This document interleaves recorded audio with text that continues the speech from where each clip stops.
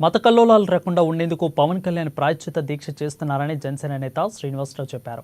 మంగళవారం మంగళగిరిలోని వెంకటేశ్వర స్వామి ఆలయంలో జనసేన శ్రేణులు పూజలు ధర్మాన్ని రక్షిద్దామన్న నినాదంతో శాంతి హోమం చేశారు. పవన్ కళ్యాణ్ చేపట్టిన ప్రాయశ్చిత్త దీక్షకు మద్దతుగా శ్రీనివాసరావు ఆధ్వర్యంలో మంగళగిరిలోని పద్మావతి సమేత వెంకటేశ్వర స్వామి ఆలయంలో శుద్ధ కార్యక్రమం, విశ్వక్సేన పూజ, అదేవిధంగా పుణ్యవా వచనము, అగ్ని ప్రతిష్ఠ, కలశ ఆరాధన, శాంతి హోమం, పూజా కార్యక్రమాలు నిర్వహించారు.